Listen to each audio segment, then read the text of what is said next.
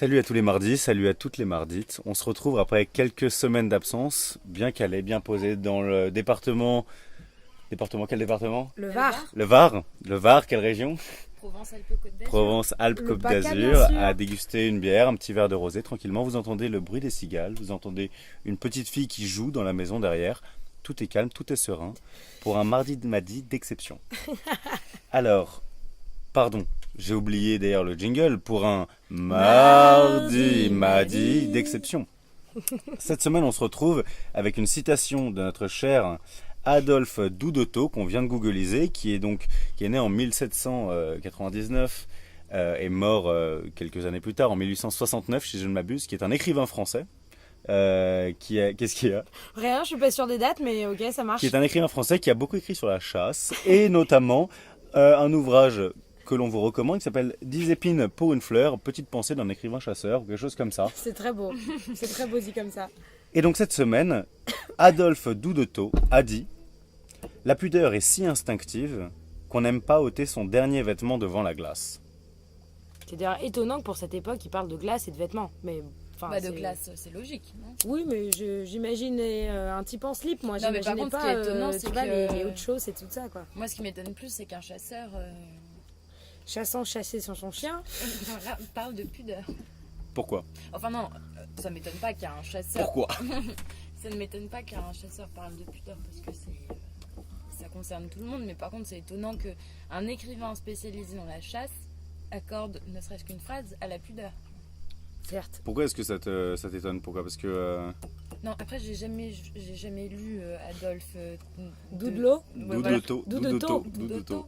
Donc j'avoue que je parle un peu, je passe un peu du vide là, mais je trouve ça étonnant quoi. Le mec qui est spécialisé dans la chasse, on a réussi à trouver la citation sur la pudeur. C'est vrai. Mais Alors qu'on apparemment, aurait il en a quand même écrit pas mal sur la pudeur, puisque rien que sur cette page, j'en ai au moins 3. Donc je pense que ça devait être un sujet qui lui tenait beaucoup à cœur. Ouais.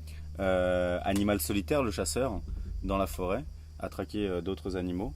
Et justement, ce qui est intéressant dans cette citation, c'est quand même qu'on parle de pudeur seul, puisque j'imagine que la pudeur est si instinctive qu'on n'aime pas ôter son dernier vêtement devant la glace, j'imagine, seul chez soi. Ça pose quand même la question du rapport aux autres et à la pudeur. Bulle, est-ce que déjà cette citation te plaît? Oui, c'est intéressant comme. Est-ce que tu te reconnais dans cette citation? Justement, ça me plaît d'autant plus que je m'y reconnais pas du tout. Mais. Ah, alors pourquoi? Parce que moi, moi, ce qui me gêne, c'est un grand mot, mais ce qui me marque dans cette phrase, c'est instinctive. C'est le côté instinctif, comme si ça venait d'un instinct naturel d'avoir une forme de pudeur, comme si chez l'homme, l'instinct même te dictait une forme de pudeur. Or, pour moi, le principe même de la pudeur et ce qui en fait son intérêt, si on peut y parler d'intérêt pour la pudeur, c'est que c'est une construction parfaitement sociale. Ouais, je suis d'accord avec toi. Et Ah oui. paradoxalement, Voilà. instinctivement, c'est la nudité qui fait. Mais d'instinct, après, si tu veux, en plus, on parle d'un chasseur, donc. C'est ce que j'allais dire. L'instinct, donc ça nous renvoie forcément un peu à l'animal. Et l'animal, c'est celui qui n'est pas vêtu. Contrairement à nous, genre animal social, habillé, quoi.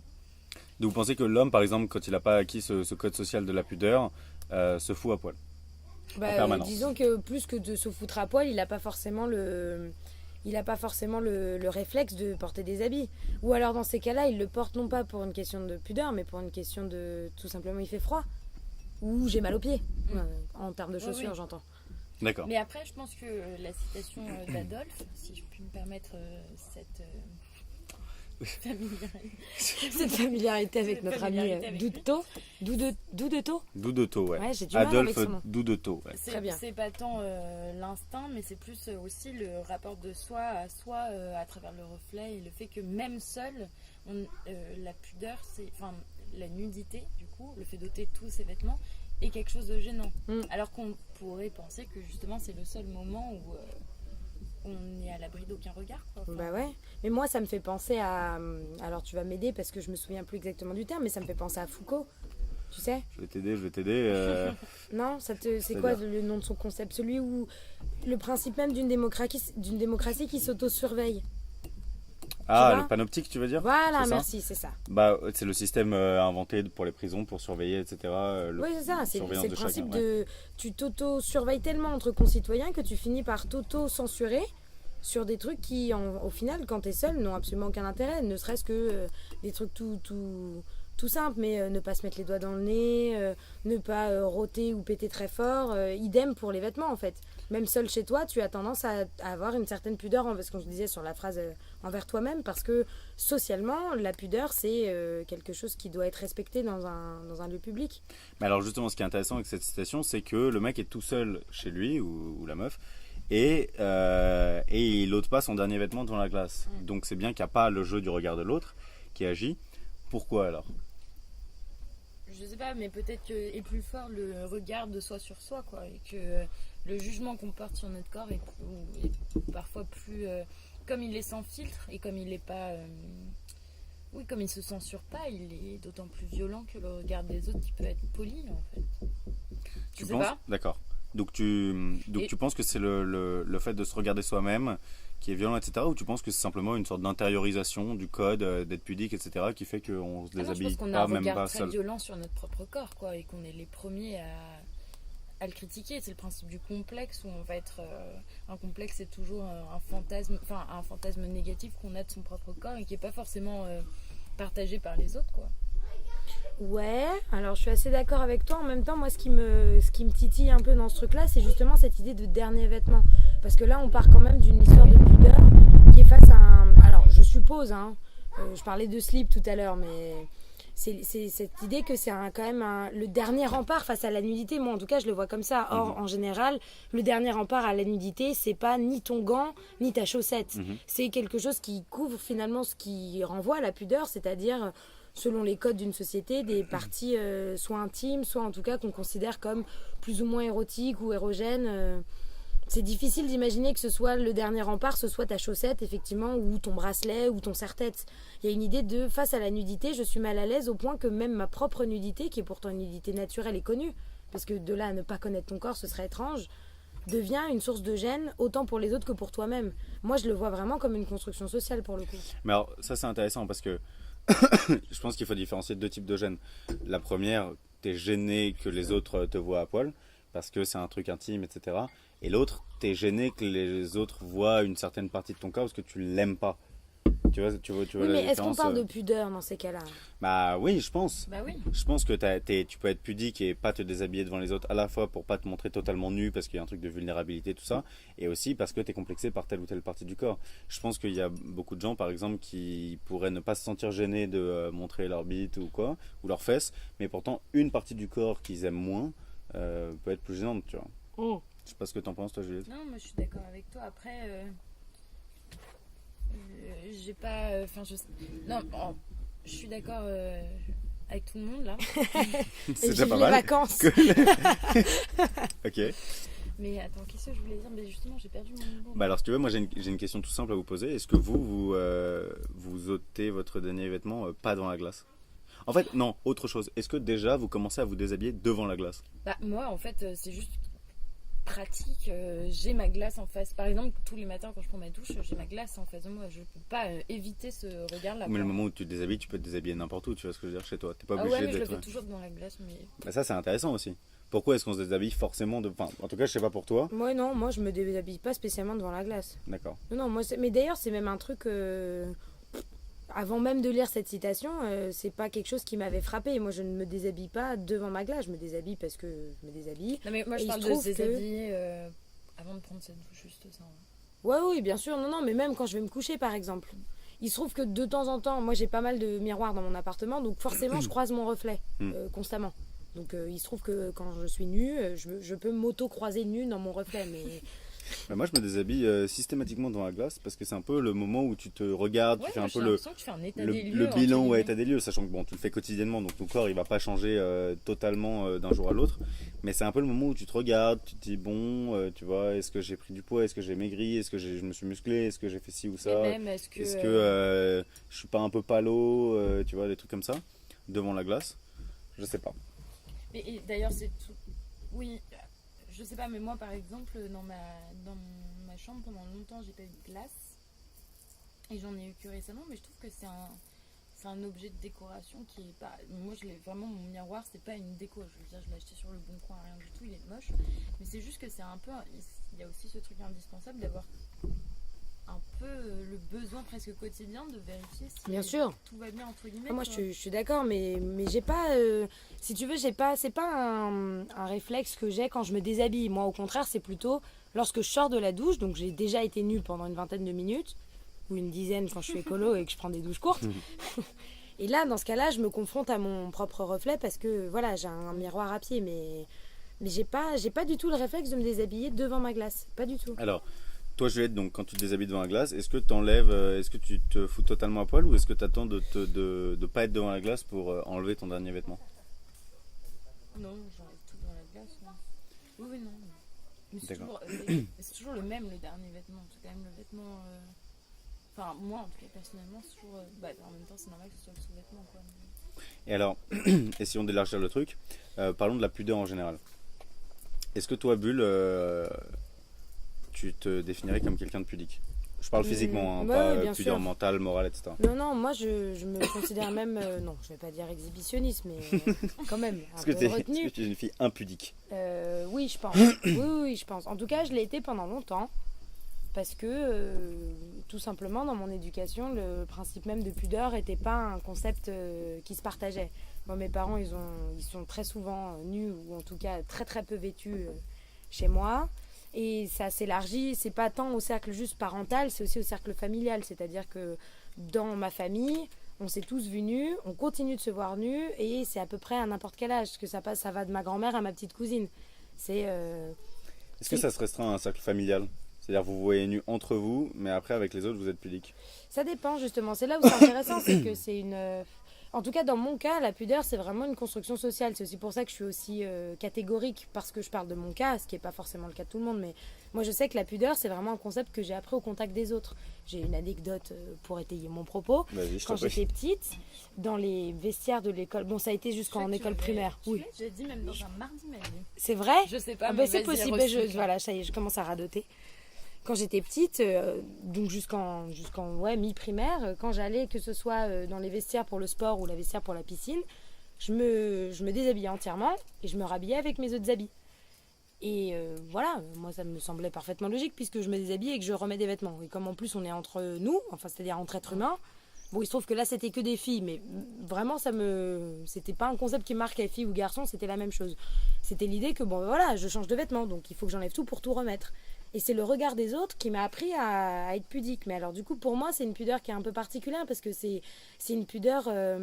comment est-ce que je pourrais dire ça Mais là, tu es dans l'exemple du vestiaire qui est, je pense, l'exemple le plus courant, en tout Bien cas, sûr. et celui qui crée le plus de complexes. Tu es un peu dans la pudeur sociale. Enfin, en gros, tu es dans la pudeur liée au regard de l'autre sur ton corps. Bien sûr. C'est pas de la pudeur intime que Non. tu as de toi à toi, comme dit Bah, Adolphe. typiquement, c'est pas une pudeur instinctive.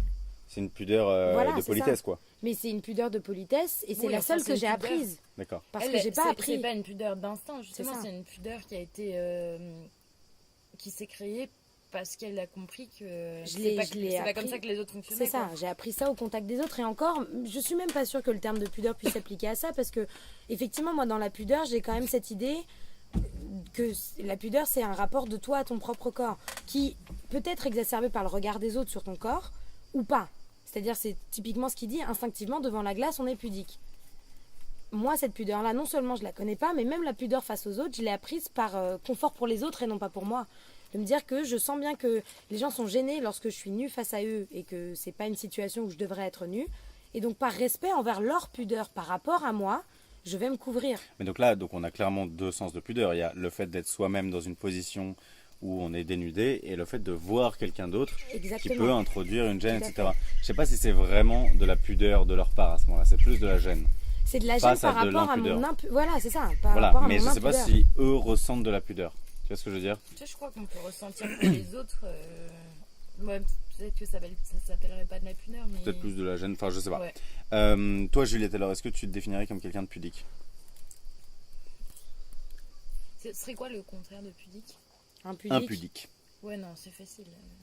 Non, oui, je pense que. Non mais oui. en gros, pour être simple, c'est-à-dire qu'au-delà du mot, est-ce que quand tu te changes ou quoi, tu te caches, je sais pas, derrière une serviette ou tu as besoin de te mettre dans une pièce fermée, etc. Ou est-ce que tu le fais devant tout le monde sans que ça te pose de problème?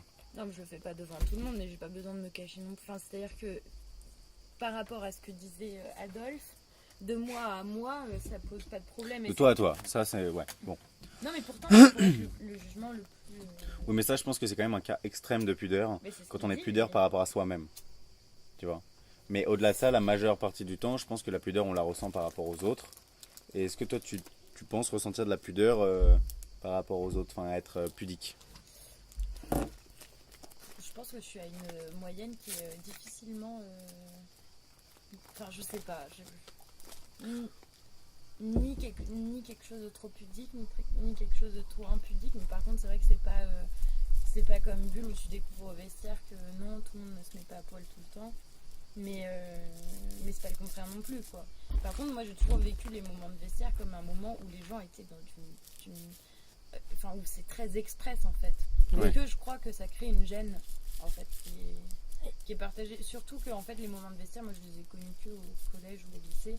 Et c'est des moments où, en général, les filles, elles vont super vite pour éviter de montrer quoi que ce soit et d'avoir justement une réflexion. Mais en plus, personne ne fait ça. Bien sûr. J'ai jamais eu de réflexion et j'en ai jamais entendu. Mais je pense que c'est la peur qui crée du coup une pudeur un peu trop... Mais alors, le truc qui est très étonnant, moi qui me pose la question sur la pudeur, c'est aussi cette idée que, et là je parle pour des cas, on va dire généraux, c'est-à-dire ni trop de pudeur, entre guillemets, ni pas assez. C'est l'idée que, pourquoi est-ce qu'on est... j'ai l'impression en tout cas qu'on est pudique, d'autant plus face au sexe opposé. C'est-à-dire qu'entre filles, ça va. Face au sexe masculin, ça va moins bien. Et ça, c'est un truc que je trouve assez étonnant parce que c'est aussi l'idée qu'effectivement, on est censé avoir à peu près le même corps. Sur certains aspects, disons, on se ressemble. Donc on va pas être étonné de voir cette partie du corps chez l'autre. Et en même temps, aujourd'hui en tout cas... Non, mais moi je pense que... Je trouve que la pudeur de vestiaire te permet de comparer des choses alors que justement vous devriez avoir les mêmes corps. Et il se trouve que t'as jamais trouvé quelqu'un, t'as jamais trouvé une autre femme que toi qui a le même corps que toi. Bien sûr, mais il n'y a pas le même rapport de gène, je trouve. Juliette a raison sur l'idée que faire partie du même sexe, ça permet la comparaison, en gros, alors que l'autre non. Mais sinon, la pudeur face au sexe opposé, c'est justement, on n'est pas du tout pudique des parties de notre corps qu'on a en commun entre les mecs et les meufs. Si tu veux, moi je suis pas pudique de mes bras, parce que globalement on a les mêmes bras. Je suis pas pudique de mes cheveux, je suis pas pudique de mes mollets ou de mes cuisses, tu vois. Je vais être pudique en revanche, je sais pas, de mon torse ou de mes fesses ou de ma bite. Oui, mais ça c'est une construction sociale qui est très récente. Quand on parlons de l'époque d'Adolphe, montrer sa cheville, déjà à l'époque pour une femme c'était quelque chose de grand. Oui. Et si on parle par exemple de la religion en général où il faut que tu te voiles, la pudeur ça passe aussi par les cheveux. C'est pour ça que pour moi la pudeur en tant que concept... c'est quelque chose qui est très social parce que selon l'époque dans laquelle tu vis ou en tout cas la société dans laquelle tu es, certaines parties de ton corps sont censées être cachées ou dévoilées, ce qui ne sont pas les mêmes ailleurs. Je pense que c'est un peu différent dans le sens où à l'époque la pudeur physique était très très rattachée à une pudeur morale. C'est-à-dire que quand tu montrais des parties de ton corps, tu te posais comme une femme de petite vertu, comme on disait, ou libertine, ou etc. Aujourd'hui, je pense qu'il y a moins ça. Je pense que c'est plus chacun avec soi-même. Et même s'il y a toujours des résurgences, évidemment, on va critiquer quelqu'un qui montre trop son corps, etc. Je pense qu'il y a moins de jugement moral sur la personne. Moins. Ça ne veut pas dire qu'il n'y en a plus. Je pense qu'il y en a moins. Oui, mais c'est des codes qui évoluent énormément. Montrer ses cuisses, il n'y a que 50 ans, c'était pas envisageable pour une femme parce que c'était trop court. Aujourd'hui, mais ça, pour moi, c'est pas de la pudeur. Oui, mais ça va avec cette construction. Si tu veux, à l'époque, c'était de la pudeur que d'avoir des jupes qui descendaient au-dessus du genou, en dessous du genou, pardon. Aujourd'hui, avoir une jupe en dessus, oh là là, j'ai du mal, au-dessus ou en dessous du genou, on considère plus quelqu'un qui va avoir une jupe au-dessus du genou, on va pas dire elle est impudique. Non, mais je pense clairement que nos grands-mères nous le confirmeront, on se dirige vers de moins en moins de pudeur. Ou une époque, disons, de moins en moins, de plus en plus impudique.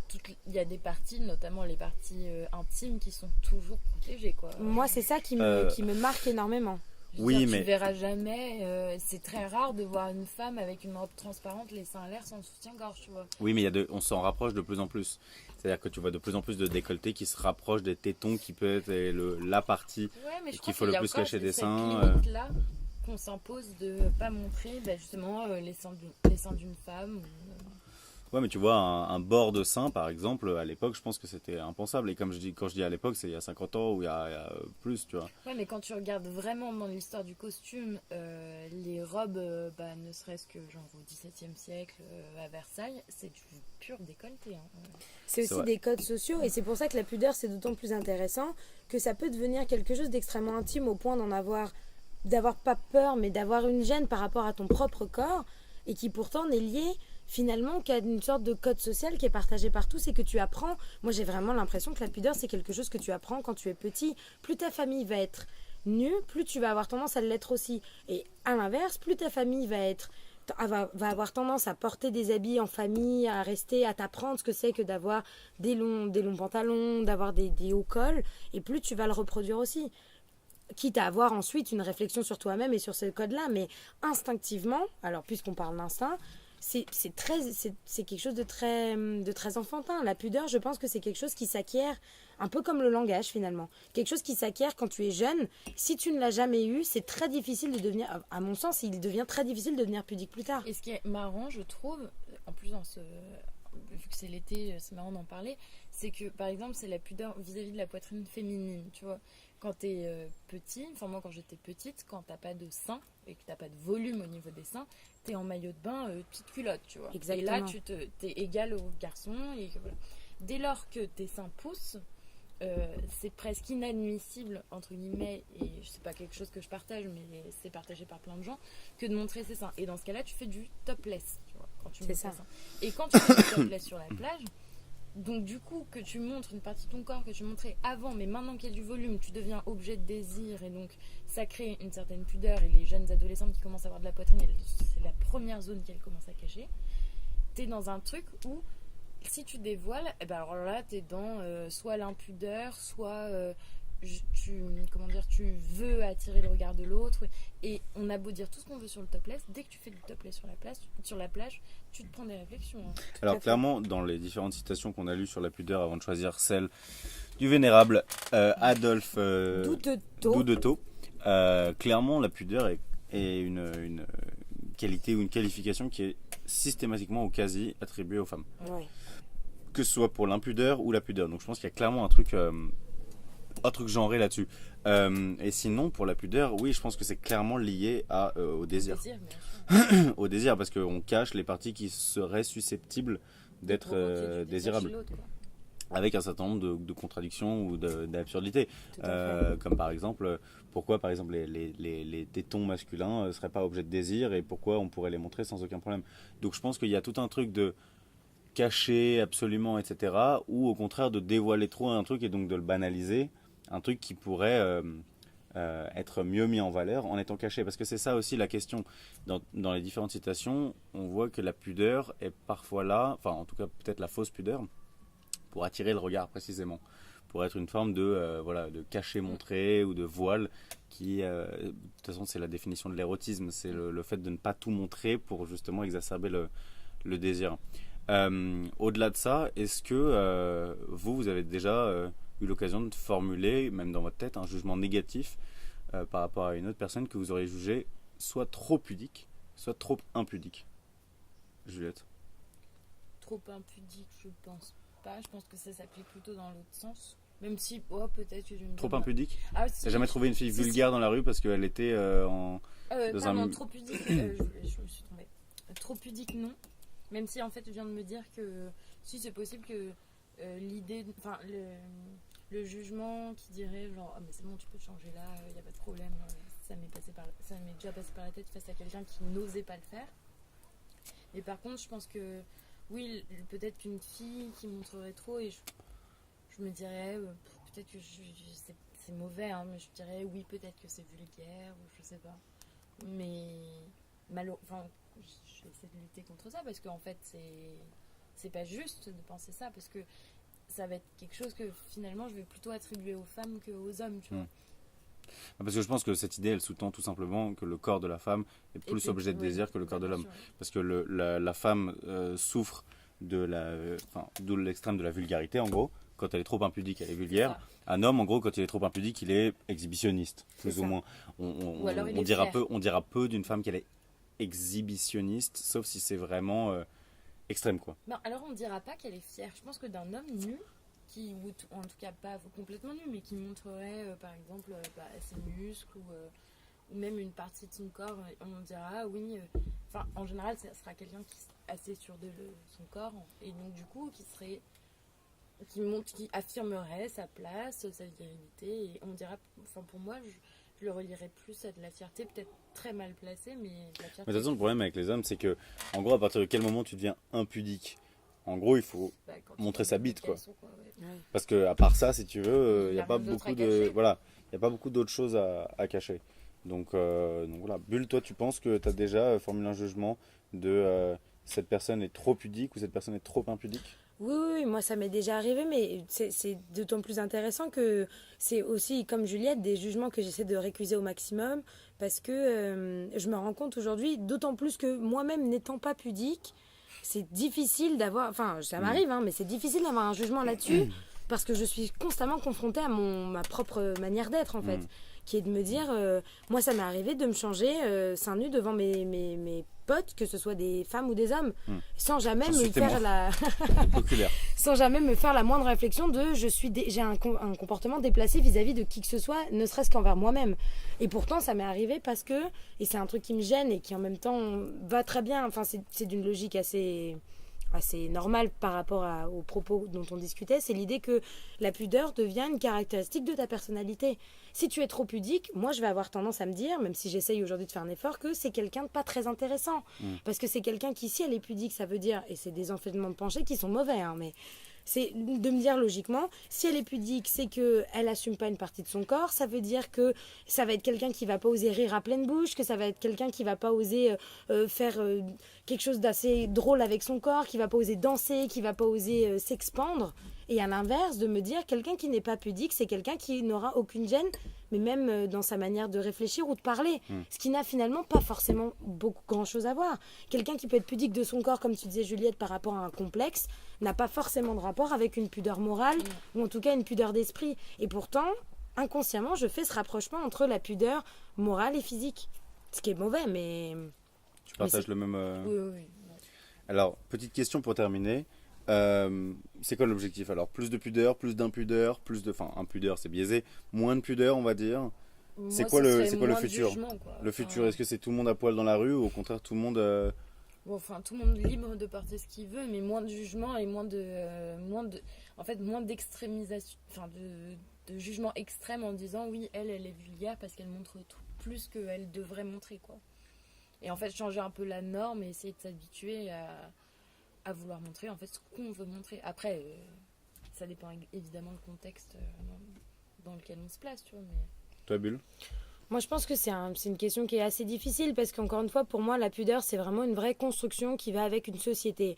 Et comme dans à peu près toutes les constructions de société, il faut réussir à être suffisamment en accord avec elle pour pouvoir passer inaperçu, c'est-à-dire te fondre dans la masse pour pouvoir évoluer à ton rythme et avoir constamment ce recul de se dire ce n'est qu'une construction sociale. Et pour moi, la pudeur, l'intérêt de la pudeur, en tout cas moi comment je le vis et comment je le conçois, c'est cette idée qu'il faut toujours avoir un respect pour le regard de l'autre. Celui qui n'a pas envie de voir mes seins n'a pas à les voir. J'ai pas à lui exposer ma poitrine au visage, tout comme lui exploser ma poitrine au visage. Tout comme il faut aussi il faut pas que cette idée de respect du regard de l'autre devienne un blocage pour moi, pour justement me dire si telle personne ne veut pas voir mes seins dans la rue, telle personne dans mon lit n'a pas le droit de les voir non plus.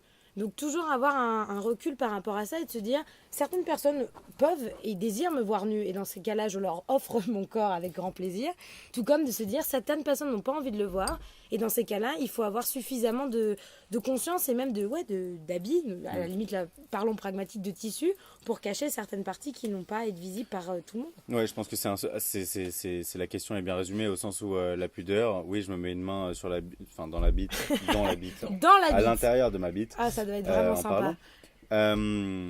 C'est pas qu'une question de soi-même avec soi-même. En fin de compte, Adolphe Doudetot a en partie raison, en partie tort.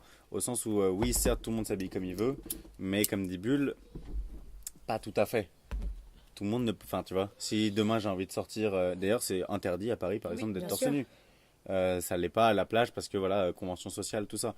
Mais parce que C'est Ça s'appelle la fente à la pudeur. Hein. Les joueurs de D'ailleurs. foot se prennent un carton jaune s'ils enlèvent leur maillot pour célébrer un but. Donc c'est parce que certaines personnes n'ont pas forcément envie de voir ton corps. Après, voir jusqu'à quelle limite c'est permissif, enfin c'est permis ou pas, c'est assez compliqué, je t'avoue. D'ailleurs, je vais montrer ma bite pour célébrer Allez, ça. ça me fait plaisir. Heureusement qu'on est à la radio. Enfin, au podcast. Au Au podcast. podcast, attention, attention. Toujours en différé. D'ailleurs, pour ceux qui ne sont pas encore au courant, cher mardi, chère mardite, nous sommes champions du monde. Nous sommes champions du monde. Allez les bleus. Allez les bleus. Et oui. Voilà. Et ça, aucune pudeur pour l'exprimer, pour le célébrer, pour le chanter aux quatre coins de la forêt, puisque oui, Et nous ce sommes pendant entourés d'une 4 jolie ans. forêt. Et ce pendant 4 ans. Élie, avant ouais, de les gars. terminer cette émission, j'aimerais savoir si tu as cette petite minute sur un sujet en rapport avec la pudeur que tu aimerais partager avec nous. Ah, tu me prends au vif. Voilà, tout à fait. Bon, Sympa. c'est le dépourvu, c'est ce qui me plaît le plus. Sympa.